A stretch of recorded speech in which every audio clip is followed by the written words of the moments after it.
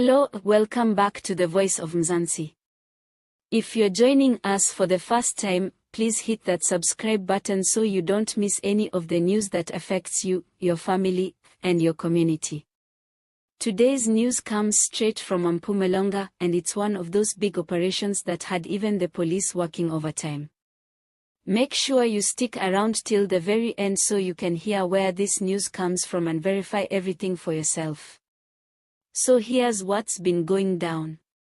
Police in Mpumalanga have hit Barberton hard, and this time, it wasn't just a quick operation.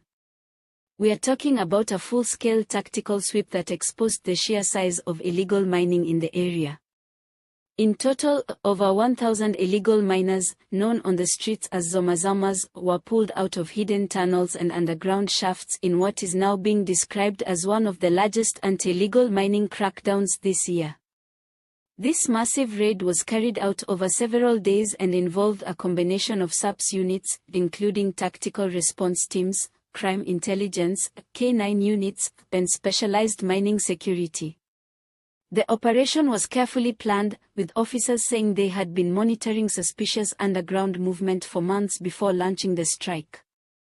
And when they finally moved in, it was like something out of a movie, only this was real, when the consequences are serious. The illegal miners were found operating in old, abandoned gold mines around Barberton. These are mines that have long been closed to legal operations but remain active in the underground economy. Officers say they had to use special equipment to access some of the tunnels, and in many cases, the suspects had set up makeshift camps deep underground, complete with sleeping areas, cooking spots, and even generators running off stolen electricity. What shocked officials the most wasn't just the number of people involved, it was how deep and organized the operation was. Some of the Zomazamas had maps of the tunnel systems, tools for drilling and digging, and even lookouts who were stationed above ground to warn them of incoming raids. Police believe that many of the suspects are undocumented foreign nationals from neighboring countries, mostly from Zimbabwe, Mozambique, and Lesotho. However, they've also confirmed that a number of South Africans were involved too.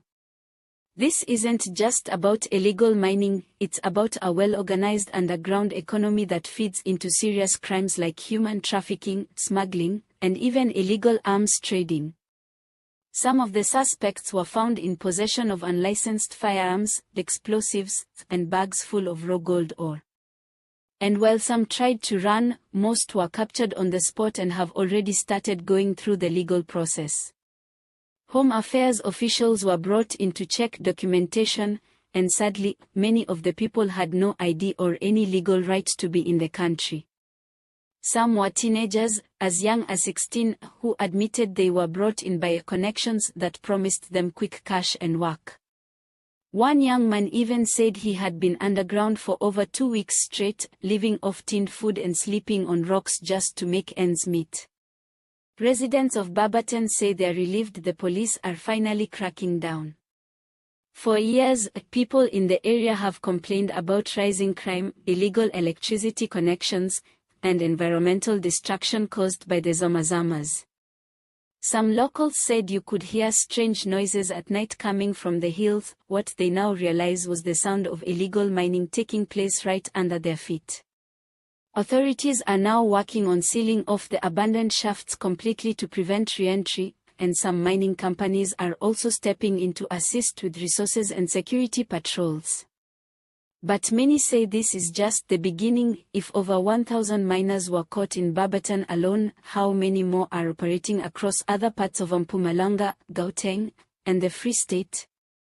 As for the legal consequences, most of the suspects will be charged with trespassing, illegal mining, damage to infrastructure, and if found with weapons or explosives, more serious charges.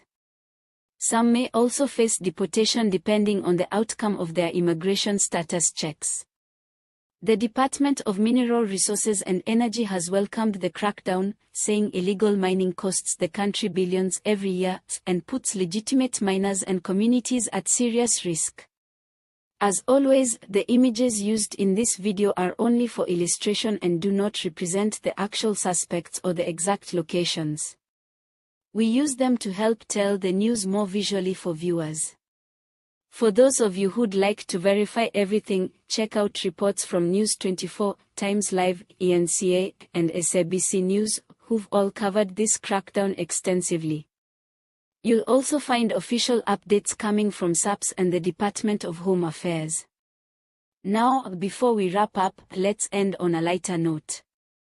One officer on the scene was overheard saying, "These Zomazomas are so deep underground, they are closer to Australia than Barberton."